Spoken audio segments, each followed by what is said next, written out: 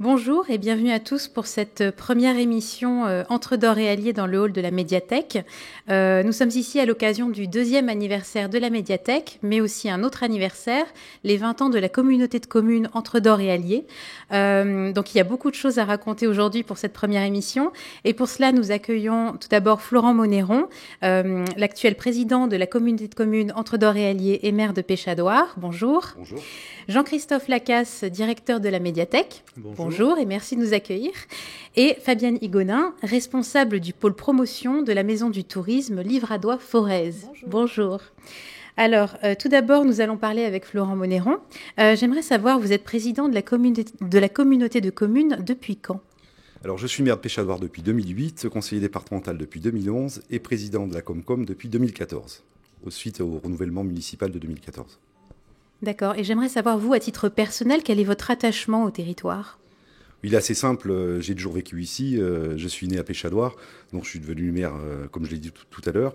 Et puis mon attachement au territoire, comme quelqu'un qui vit et qui reste sur son territoire, c'est parce que je l'aime et que je m'y sens bien et que j'y vis bien pour tout un tas de raisons, proche de tout, et puis un petit côté campagne qui me plaît beaucoup.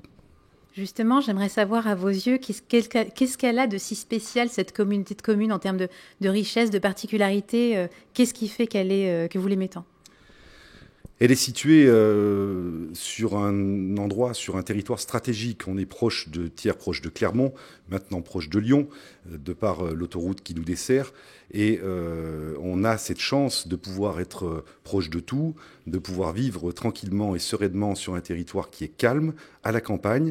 Et ça, c'est le plus important pour moi. Merci. Et donc, du coup, la Comcom fête cette année ses 20 ans. Donc, en guise de rétrospective et de bilan, je vous invite à regarder ce premier sujet avec Sophie Castan, la directrice de la communauté de communes Entre Dore et Allier. On fête l'anniversaire des 20 ans de la création de la communauté de communes Entre Dore et Allier.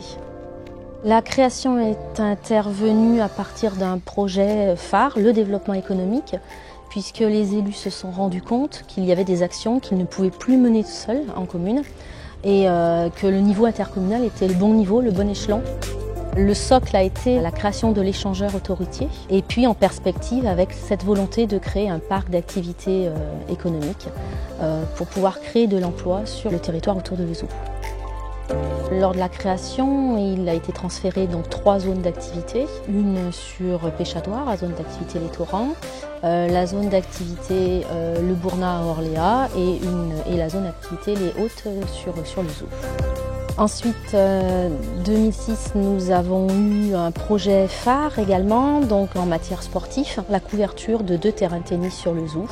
En 2008 également, avec le schéma de gestion départementale des aires d'accueil des gens du voyage. Et puis derrière, nous avons poursuivi le développement économique et commercial.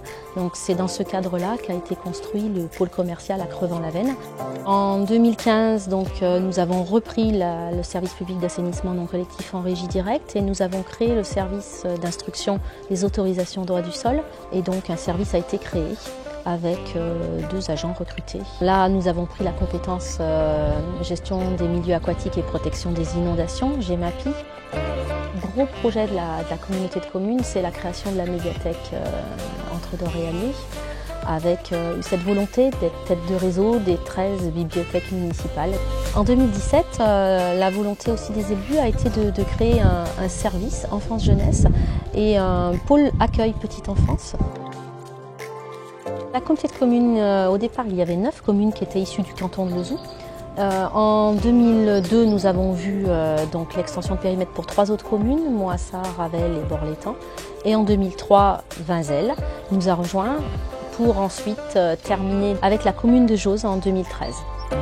Cette communauté de communes est partie de pas grand-chose, de l'échangeur autoroutier. Et du fait également de cet échangeur, le territoire est très dynamique et s'est développé à vitesse grand V. Ce qui est intéressant sur le territoire de la communauté de communes Entre Dore et Allier, depuis 20 ans qu'elle existe, c'est que les projets sont sans arrêt incessants, il y a une grosse dynamique et donc il faut toujours innover, toujours avancer sur la création de projets, que ce soit économiques, culturels, sociaux.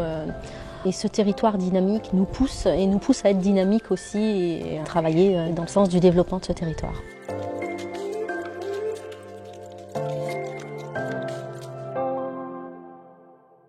Alors, Florent Monneron, en 20 ans, il s'est passé énormément de choses sur la communauté de communes. Oui, beaucoup de choses. Au départ, elle a été créée en 1998, en fin d'année. La première des questions a été sans doute d'apprendre à travailler ensemble entre 14, enfin pas 14 communes au départ, mais un petit peu moins. La question économique et le parc d'activités qui a vu le jour en 2007 sur la nouvelle zone. Et puis ensuite, l'endroit où on se situe aujourd'hui, la médiathèque, dans ce mandat qui va prendre fin bientôt, qui a été le projet phare de ce mandat et même, on peut dire, de ces 20 ans. Oui, d'ailleurs, à propos du parc d'activités, on aura vraiment l'occasion de se pencher beaucoup plus dessus lors de la seconde émission, la prochaine, qui aura lieu le 19 septembre prochain, et ce sera à l'occasion du 10e anniversaire de ce parc d'activités. Voilà. Et la communauté de communes, je voulais vous demander, globalement, on l'évalue, on se dit c'est à peu près un nouvel habitant par jour, la communauté de communes. Donc ce nouvel habitant, c'est quoi? C'est quel profil particulier de nouveaux habitants et qu'est-ce qu'ils viennent chercher sur ce territoire? Alors en moyenne, c'est effectivement 300 à 400 habitants, ça dépend des années, par an qui arrivent sur notre territoire. Ça peut être très varié, c'est difficile de faire un profil type, mais c'est souvent des jeunes ménages qui ont des enfants ou qui vont les avoir sur notre territoire. Et toute la question pour nous, c'est de se poser les questions, comment on va les accueillir le mieux possible, ou tout du moins les attirer, ou les deux. Alors justement, des nouveaux habitants, ça pose quel type de questionnement ? Essentiellement, la première question, c'est l'enfance-jeunesse. Comment on peut accueillir au mieux pour les familles, les enfants en bas âge ou un petit peu plus âgés, pour qu'on puisse les convaincre de venir chez nous. Et puis, second point qui est important, c'est l'emploi, de fixer ou de faire venir des entreprises sur nos territoires ou de les aider à se développer pour que l'emploi reste local sur notre territoire, pour qu'on devienne et qu'on reste une commune qui ne soit pas seulement dortoir, mais aussi une commune dynamique et active. Alors justement, autant de projets et de dynamique sur le territoire, ça pose aussi la question fondamentale des finances. J'aimerais savoir comment ça se passe de ce côté-là et comment ça fonctionne. Comment vous fonctionnez ? On fonctionne un peu comme chez les particuliers. On dépense l'argent qu'on a, on avance doucement, raisonnablement et souvent assez rapidement parce qu'on se pose la question du besoin. On regarde comment on peut le financer et lorsque on a décidé et qu'on a trouvé le financement, on le met en place. L'objectif étant de calibrer correctement le service public et son coût pour que ce soit un service public de qualité et un coût qui soit supportable pour nos administrés. D'accord. Et j'ai une question plus géographique. Géographiquement, c'est un territoire qui est maintenant relativement petit par rapport à ses voisins. J'aimerais en savoir un peu plus. Alors effectivement, on est une des plus petites Comcom du département suite à la fusion de 2015, puisque nous n'avons pas bougé, nous sommes restés comme on était à 14 communes avant 2015. Non, pour nous, on pense que c'est une échelle qui est pertinente, puisqu'on conserve la proximité avec nos concitoyens, c'est extrêmement important aujourd'hui, et on souhaite conserver cette proximité pour que le service public soit adapté au plus proche de nos habitants. D'accord. Et comment s'articulent globalement les liens avec les territoires voisins ? Ils sont excellents. On entretient des relations de discussion permanentes puisqu'on travaille ensemble sur plusieurs sujets et parfois en collaboration étroite. Lorsque notre territoire est trop petit, on regroupe les choses, on mutualise. Mais de manière globale, les rapports sont excellents entre personnes intelligentes de part et d'autre. Alors, il y a eu énormément de choses qui ont été réalisées, mais j'imagine que ça ne s'arrête pas là, qu'il y a énormément de projets et de perspectives pour le territoire.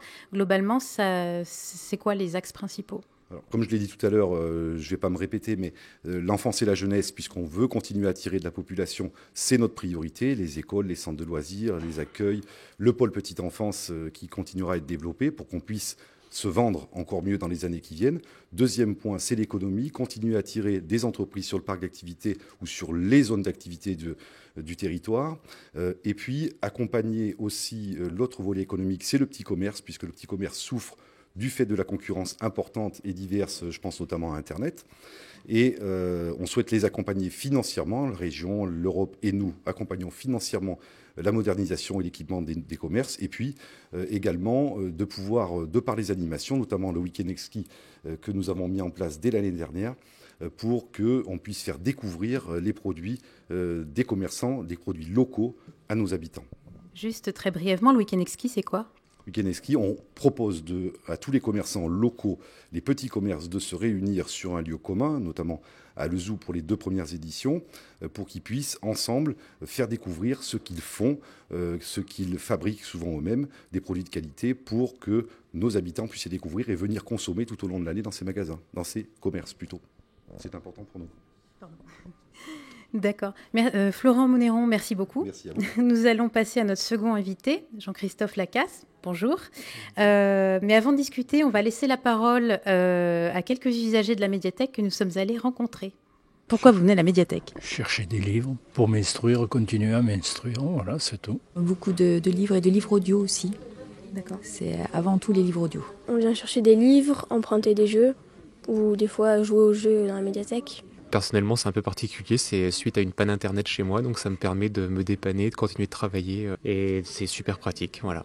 On vient régulièrement pour prendre des livres, et ce qu'il y a de bien, c'est que nous, on peut les déposer à Pêchadoire après, puisqu'il y a une antenne. J'ai commencé par inscrire les enfants à la médiathèque, en fait, pour qu'ils puissent avoir une assez grande culture, qu'ils puissent s'intéresser à la lecture et ne pas être figés constamment devant les smartphones ou les écrans. Il y a un petit moment au calme, ils sont bien, ils sont sur leur petit coussin, ils sont chacun de leur côté dans leur univers. C'est vraiment bien pour eux, le petit espace de jeu dehors, en plus quand il fait beau comme là, c'est voilà. Puis au niveau de non, c'est vrai qu'au niveau documentation, etc., on trouve quand même plein de choses, c'est super. Pour moi, c'est un petit moment de détente en fait. Je suis déjà venu faire des ateliers à la fabrique. Mon mari est déjà venu tester des jeux. On est déjà venu voir les films le dimanche. Ma fille, oui, a fait un temps de lecture pour petits. Dans la salle de cinéma, ça lui a bien plu. C'est sympa les animations. Tout le monde trouve bonheur à la médiathèque. Donc aujourd'hui, la médiathèque fête ses 2 ans. Bon anniversaire. Merci.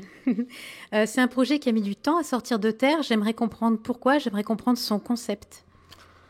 J'ai envie de vous dire que la réponse est peut-être contenue dans la question. Ce n'est pas un projet qui est arrivé là par hasard. Il a été mûri longtemps, peut-être, effectivement, par les élus. Et il a voulu surtout être mûri avec la contribution des habitants du territoire. Donc je pense qu'il convient de prendre son temps. Et ce temps-là, certainement, guide d'une manière générale la vie de ce bâtiment-là maintenant. Alors là, on sort de l'image d'une médiathèque où, globalement, l'image principale qu'on a, c'est venir emprunter des livres, des DVD. Là, on a une autre dynamique et globalement, elle était présentée sous ce terme, c'est la médiathèque dont vous êtes le héros. Est-ce que vous pouvez m'expliquer un petit peu ? Je vais tâcher de vous expliquer un petit peu. Donc, effectivement, il ne faut pas oublier, on reste médiathèque. Donc, on a cette mission-là, de prêter du document, d'accéder, de proposer cet accès à la connaissance, à l'information et au savoir. Mais effectivement, on s'est aperçu tranquillement, là aussi, dans le cadre des études préparatoires et des temps de préparation de l'arrivée de ce bâtiment-là, que certes, le bâtiment allait pouvoir proposer ce savoir-là, mais il serait certainement très intéressant d'aller chercher autour du bâtiment et sur l'ensemble des communes de la communauté de communes, les savoirs, les richesses, les savoir-faire, et de travailler avec les habitants pour que ces savoirs-là puissent être partagés au plus grand nombre au sein du bâtiment, et puis pourquoi pas sur l'ensemble des communes de la communauté de communes. Ce qui signifie qu'à côté et avec la richesse que propose le bâtiment, il y a celle des habitants que l'on peut aussi proposer. Et après moult cogitations et réflexions, on a convenu d'appeler ça la médiathèque dont vous êtes le héros, pour bien signifier que cette médiathèque-là est celle de tout le monde. Alors j'imagine qu'en 2 ans d'existence et avec cette proposition-là, ça a dû booster pas mal de personnes et de gens motivés. J'aimerais avoir quelques exemples de projets qui ont été initiés, qui ont vu le jour et qui continuent. Beaucoup de choses, effectivement, beaucoup de choses. Parler peut-être d'abord du coup de la programmation culturelle, donc qui s'est installée dès le mois de septembre, qui a suivi l'ouverture du bâtiment, avec des saisons qui sont construites autour de 6 mois de propositions, avec la particularité qu'à côté des ateliers récurrents qu'on propose à la population, on choisit une thématique qui nous permet de creuser effectivement certains champs et puis d'avoir une proposition du coup très diversifiée à faire au territoire. Il y a aussi... nous sommes arrivés à faire que la totalité des communes de la communauté de communes soient dotées d'un point lecture, c'est-à-dire comment on fait pour amener au plus proche du territoire et des habitants cet accès à l'information, à la connaissance. Et puis après, effectivement, pour revenir à la médiathèque dont vous êtes le héros, ce sont les projets participatifs, contributifs qu'on conduit là aussi tous les 6 mois, ou des fois un peu plus avec les habitants. On a travaillé autour du tricot, on a tricoté la ville pendant plus d'1 an. On a travaillé à la fabrication de raconte-tapis. Et là, depuis le mois d'octobre dernier, on travaille à la fabrication d'une grénothèque de bacs potagers qui seront inaugurés cet après-midi. Alors j'imagine aussi qu'il y a eu énormément d'expérimentations, de choses qui ont évolué, qui n'ont peut-être pas vu le jour. C'est aussi une interrogation permanente avec les participants. Là aussi, il y avait ce souhait, je pense, dans le cadre du projet d'établissement qui a été rédigé pour l'obtention de financement et qui a été voté par les élus communautaires, donc qui posait le cadre général dans lequel le bâtiment allait évoluer. Mais il y avait aussi dans ce document-là cette volonté que ce bâtiment-là ne soit pas figé dans le temps et puisse effectivement bénéficier de l'ensemble de la richesse du territoire, mais au-delà du territoire, pour faire en sorte que ce lieu-là soit un lieu d'accueil du savoir, de la connaissance, pour qu'on puisse le rebasculer au plus grand nombre. Alors cette médiathèque, elle a un caractère résolument participatif. Elle s'inscrit aussi dans une démarche environnementale forte, avec la construction notamment, comme vous l'avez mentionné, d'une grénothèque, ou encore par exemple la participation à un local challenge à l'échelle du territoire et qui implique énormément de participants, et qui va bien au-delà des murs de la médiathèque, que je vous invite à voir dans le sujet qui suit. À la médiathèque, on n'y trouve pas que des documents empruntés, c'est aussi un lieu où les gens vivent et font vivre le lieu avec tout un tas d'activités et d'ateliers. Et on est très friand d'ateliers justement qui font participer à grande échelle des habitants. Et le projet de la grénothèque s'implique dans ce sens-là. Alors qu'est-ce que c'est une grénothèque ? En fait, c'est tout simplement une bibliothèque de graines. On invite par la construction de cette grénothèque les gens à venir échanger librement des graines qu'ils auraient fait eux-mêmes dans leur potager. Ça s'implique dans une démarche militante et d'autonomie. Ça a mobilisé environ une 30aine de personnes. Certains avaient des savoir-faire en menuiserie, d'autres en jardinage, d'autres ne savaient rien faire du tout et venaient là pour apprendre. Et du coup, des petits groupes de travailleurs se sont ainsi constitués pour fabriquer, penser les plants, pour classer les graines, pour organiser le mode d'emploi de la grénothèque. Petit à petit, c'est vraiment intégrer la graine comme une ressource de la médiathèque. Comme je me passionne pour le jardinage, j'ai trouvé que le concept qu'il proposait était génial. C'est-à-dire qu'il fallait regrouper des graines, les trier. Ils étaient apportés volontairement par toute la population environnante. Le contexte est magnifique, il est écologique, il est solidaire, il est convivial. Il est tout ce que j'aime. Sur le long terme, pour nous, c'est vraiment important de donner cette part à l'écologie dans notre médiathèque, puisque c'est un ancrage très fort dans notre philosophie de projet et surtout un ancrage autour de l'autonomie citoyenne. Et tout ce qu'on fait ici à la médiathèque, finalement, trouve une résonance aussi sur le territoire et on a pu ainsi bâtir des partenariats autour de problématiques liées à l'écologie. On avait initié l'année dernière un groupe d'habitants qui s'appelle Local Challenge, donc un groupe d'habitants qui s'intéresse aux problématiques liées au zéro déchet et au non-gaspillage. Et on a monté une opération avec les commerçants autour du zéro déchet.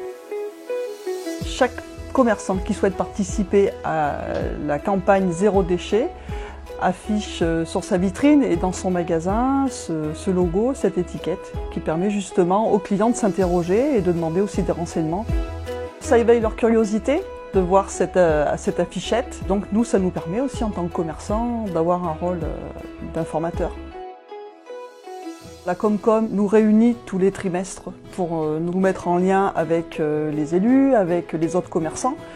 Et donc c'est lors de ces soirées d'échange qu'on peut aussi voir ce qu'il en est chez les autres commerçants et puis d'avoir un discours aussi cohérent et identique. Les clients sont de plus en plus en demande. Ils demandent qu'on leur propose des solutions ou des suggestions parce que des fois, ils sont un peu désemparés face à un constat qui les inquiète. Donc d'avoir une solution comme ça, ils trouvent ça plutôt de bon augure.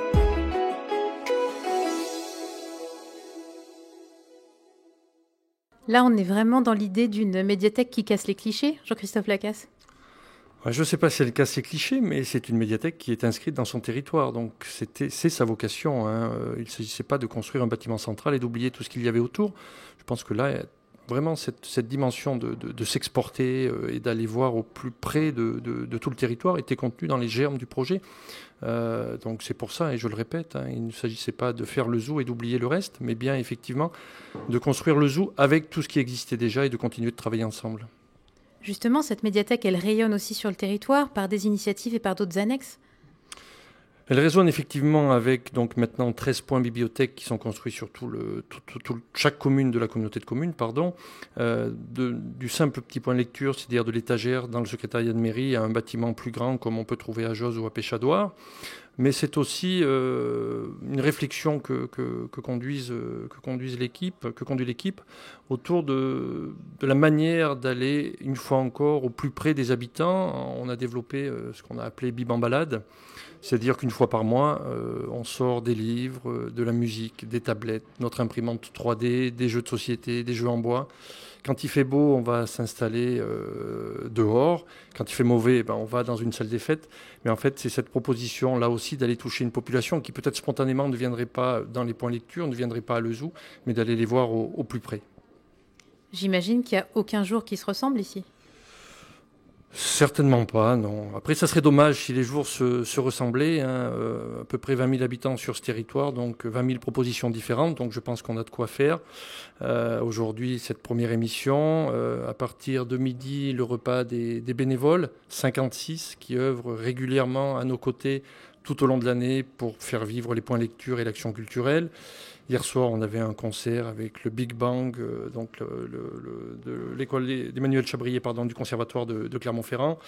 Les 2 ans de la médiathèque où on va déguster un savoureux gâteau au chocolat sur le coup des 16h. Donc, ouais, toujours des choses différentes à faire. En tout cas, là, ce qu'on voit, c'est que la médiathèque est très fréquentée.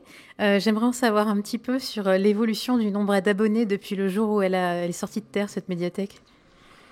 C'est vrai que c'est des chiffres qu'on aime dire, qu'on aime préciser. 660 le 8 juin au matin quand on a ouvert le bâtiment. Et fin 2018, on avait fait 7000 cartes. Donc un bilan plutôt très satisfaisant. Et les portiques qu'on a à l'entrée de la médiathèque nous ont dit cette année que plus de 132 000 passages avaient été enregistrés pour une moyenne hebdomadaire de 2500 passages. Donc oui, on peut être content. Waouh. Merci beaucoup Jean-Christophe Lacasse pour toutes ces précisions. Nous passons à notre 3e invité, Fabienne Higonin, bonjour. Bonjour. Vous êtes responsable du pôle promotion de la Maison du Tourisme du Livradois-Forez. Et j'aimerais savoir ce territoire, comment vous le présentez à ceux qui viennent le visiter ? Alors pour le Livradois-Forez, c'est une porte d'entrée très importante au niveau géographique puisque donc, ce territoire se ceinture entre l'Allier et l'Ador de part et d'autre. Et donc déjà il y a un attrait naturel évident et puis il y a surtout une histoire importante puisque le zoo était déjà connu forcément à la période gallo-romaine puisque ça a été un des principaux centres de fabrication de sigillés et de diffusion pendant donc à l'époque de l'Empire. Donc voilà, cette présentation, elle se fait de manière naturelle quasiment, puisqu'on est à la périphérie entre la capitale internationale de la coutellerie et pas très loin de Clermont-Ferrand. D'ici et de partout, on voit la chaîne des puits et des volcans. Donc il y a forcément un ancrage qui se fait dans ce territoire, sur ce territoire, donc d'une manière touristique, mais aussi d'une manière locale, qui est un peu inédit, on va dire. Un peu inédit. Et quels sont les intérêts principaux de ce territoire, j'imagine ? Alors, il y en a en fait pour tous les goûts, comme on dit. Alors, selon les approches, les férus d'histoire et d'art roman retrouveront des éléments aussi emblématiques. Il y a des églises romanes avec des fresques du XVe siècle, notamment. Les amoureux de la randonnée et ceux qui aiment la randonnée à faire en famille seront aussi satisfaits puisqu'il y a de nombreux parcours, alors au fil de l'eau ou alors sur les petites buttes, sachant qu'ici le point culminant, ça reste quand même un terrain de randonnée aussi pour les familles. Donc on est sur un pays où il y a de nombreuses choses à faire, en plus du patrimoine, en plus de l'archéologie aussi, et en plus des initiatives des acteurs touristiques qui rivalisent d'ingéniosité et de suggestions complètement détonnantes. Alors justement, c'est un territoire qui n'est pas figé et j'imagine qu'il y a aussi énormément de choses qui sont en cours, qui sont en train d'être construites et d'être élaborées. Est-ce que vous pouvez m'en dire un peu plus ? Alors à l'échelle de ce territoire, il y a effectivement 2 projets structurants aussi d'est en ouest et du nord au sud. Alors d'une part, le circuit de grande randonnée dit le chemin de montagne et d'autre part la voie verte Val d'Allier qui est en train aussi d'émerger sur ce territoire. Donc en plus d'être de part et d'autre de 2 rivières, il y a un développement touristique qui est en train de se positionner, de s'accroître. Et puis il y a aussi des manières de faire mettre l'histoire au goût du jour quelque part aussi. Et c'est aussi effectivement un territoire qui sait se remettre en perspective au regard des attentes des touristes notamment, mais aussi des locaux et souvent des adolescents. Alors, on a toujours beaucoup de difficultés à intéresser les adolescents en vacances, mais je crois qu'Alezou quand même est sur le pays entre Dore et Allier, on y parvient largement.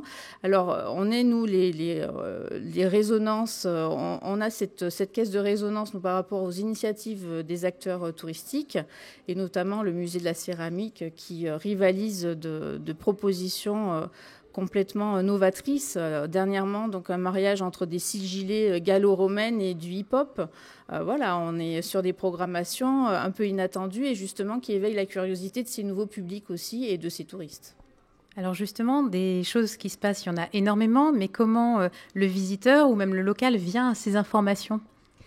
Alors la Maison du Tourisme dispose sur ce territoire d'un point d'information touristique, alors qui non seulement aussi permet aux locaux et aux habitants d'aller chercher les informations, tous les bons plans, les bonnes pratiques touristiques et les nouveautés, les actualités se trouvent dans ce local, enfin auprès de ce bureau. Et il y a aussi la possibilité de venir faire ses réservations en ligne. Voilà, donc c'est pas très loin d'ici, c'est à 2 pas, et toute l'information se trouve là-bas.